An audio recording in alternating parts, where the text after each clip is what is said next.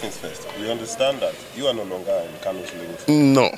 So We remain as consultants to him and as his brothers and braves in council.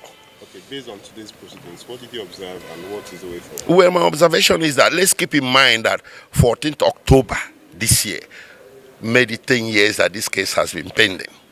That the matter has become too complicated for the judiciary to handle underscores our core point that this matter is more political than legal. That this is a matter for the executive branch to settle with a political sleight of hand. It's not a matter to be offered to the limited wiggle room of a court of law, of the judiciary. There is a lot of wide bat, a lot of wide space left for politicians or political leaders of this country to resolve political issues that border on agitation. Why this one has become intractable is very, very, very disappointing. There's a thesis that has become intractable because Mazi Nnamdi Kanu is an Igbo man. That thesis is becoming more and more valid by the day. So what is playing out in court now is nothing but the best evidence that this matter has gone beyond the province of judiciary and should be taken back, by the executive branch that started it anyway. There is no trial without prosecution. So it's the executive branch, the president, that triggered this through the office of the Attorney General. So the president can direct the Attorney General to take the case back to the table to see whether it should be resolved politically. But to try to resolve this case before the courts is becoming more and more impossible every day. Is this a call for political intervention on this case? Well, of course, everybody is calling for that. It's not throwing in the towel. What is wrong with calling with reconciliation when the courts of the land actually recognize it as well? Check out Section 17 of Federal High Court Act. It called on judges to seek reconciliation between litigants before them, including criminal cases. Section 174 of the Constitution empowered the Attorney General of the Federation to discontinue criminal prosecutions. So why should anybody say this matter should be resolved in courts when we have an alternative route of resolving it politically that appears to be easier and that would appear to be pleasing to everybody? Okay, let's talk about the proceedings today. The procedure today? The proceedings today. Okay.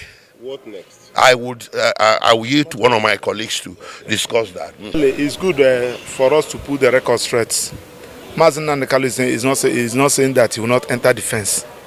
Mazi Nnamdi Kanu said, under what law are you charging me? Going by the Constitution, there is no charge against him. That tell me the law, that the court should tell him the law upon which he's been tried.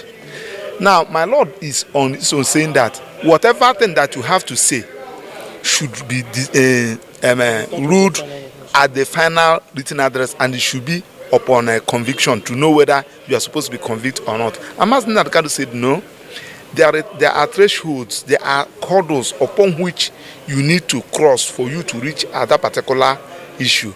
And one fundamental issue there is that my Lord said, we are talking about issue of extraordinary rendition, the way you have been brought back from Kenya to Nigeria.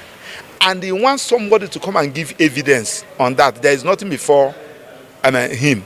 And if you watch the motion Mazi Nnamdi Kanu filed, Mazi Nnamdi Kanu said, Federal High Court has given a judgment in respect of that, and also awarded 500 million naira against federal government in his favor. That judgment is in the court file. Court of Appeal, in their judgment, also gave ruling on that and made comment about that. CTC of that judgment is in the court file. Supreme Court, in their judgment, also took judicial notice of that and they condemned that attitude. They are all in court file. There was a motion challenging the decision of the court where these issues are being raised, and Mazi Nnamdi Kanu made reference of the motion in the court file. Yes. And under the Evidence Act, Mazi Nnamdi Kanu is saying that under the law, court is under obligation to take judicial notice of every document in your file. Yes. So asking him now to go and enter into a defense and start giving evidence on that is a waste of time. Yes. That court is on its own supposed to take suo motu raise this issue. Yeah. Court is expected to raise this issue. Now there is a charge before me. Please, under what law, address me on this issue before I go into trial. And Mazi Nnamdi filed a motion, and I think that motion, Mazi Nnamdi said that motion should be heard, and all this issue I raised should be trashed for me to go into trial. So, and we're into defense. So my lord, Mazi Nnamdi maintain his position on that. So my lord said that he has joined to tomorrow for him to enter defense. Just like we said, we are no longer into the matter, but we are still he's still consulting us. I am saying so. On handling his matter in court, he felt that he's competent to do that. So whatever advice he needs from us as his lawyer, we should also offer the legal advice, just to get the record straight, so that people will not say that Mazi Nnamdi refused to enter defense. No, there is no such issue. Mazi Nnamdi said, address me on this issue. Okay. That is the position. The honorable member here. My name is Right Honorable Obi Akocha. I represent the great people of Ikuano, Umuahia North and Umuahia South Federal Constituency of Abia State. I represent Mazi Nnamdi Kanu. From what I saw today in court, there seems to be a systemic effort being put in place to steamroll and railroad Mazi Nnamdi Kanu into putting up a defense and leading to conviction. There are procedural issues that must be heard before the matter can go forward. And I think that is the motion that must be heard, hopefully by tomorrow. Nnamdi Kanu still remains a prisoner of conscience. He's been detained unlawfully. And we are also using this medium to continually call on Mr. President to invoke Section 174 of the Constitution of the Federal Republic of Nigeria as amended for the Attorney General to enter a nolle prosequi, at least before the determination of the court. We are very optimistic that Mr. President, that we know is a listening and attentive president, and that he will do the right thing in the shortest possible time. Thank you. My colleague here would like to... Okay, thank you very much. Yeah, thank you very much. Well, as an ordinary citizen, as I'm not speaking now as a lawyer, as an ordinary citizen, if I am brought before a court of law, I should know the law that I have contravened. Yes. You cannot ask me to enter a defense for a law that does not exist. And particularly, the law that the Supreme Court itself has declared non-existent. To what will I be defending? We're in a country where our laws are written. This is not England, where you have an unwritten constitution or unwritten law. We have a country where all our laws are in black and white. This is a lawmaker here. They made the law we're talking about. And if you ask him, he will tell you that there is nowhere they made chapter 45 of the criminal code. They didn't make it. The honorable, did people make that law? It is not in existence. So who made that law? Who made that law? Was that law made by the Attorney General's office? And the Attorney General does not have the powers to make laws.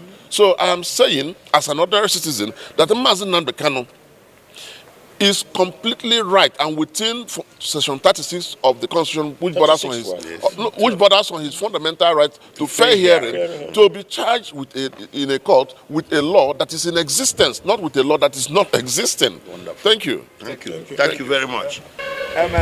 As you can see the way I dressed, Mazi Nnamdi Kanu, for the purpose of this trial, is representing himself in this matter. So, and on this particular issue, we are now acting as his consultants. I'm not the only one. He has many consultants, both foreign and local, whom he consults on this particular issue, not representing him here. Now, if you recall, Mazi Nnamdi Kanu has, to tell you that he's ready for his defense, has listed the witnesses he intends to call in this particular matter. So, in the course of consulting, he discovered that the law upon which he's been charged and tried does not exist. So ordinarily, the court is expected to raise this issue and ask the parties to address him on this issue, whether the law does exist. So now Mazi Nnamdi Kanu has raised the issue and said that I cannot enter defense because in a criminal jurisprudence, we have a procedure. The procedure is that for you to even assume jurisdiction, there must be a law. For the law to even exist, for you to rely on that law, the law must be an existing law. And Mazi Nnamdi now on his own filed a motion on this particular issue, telling my lord that the law upon which I'm being tried does not exist, in line with section 36 sub 12 of the Constitution. But my lord on his own, just like what we said, my lord on his own said that section is talking about conviction. And Mazi Nnamdi said, no, you can't be talking about conviction without trial.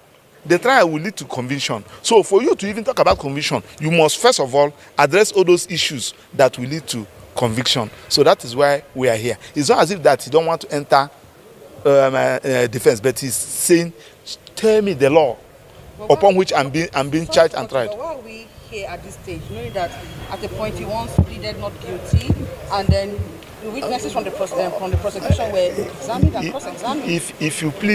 If you say that you are not taking plea, then how will you tell the judge to discharge and acquit you for no trial? Because you first of all plead guilt. Are you them saying you first of all plead guilt for court to have jurisdiction for you to even make an application? If you do not plead guilty, there is nothing before the court.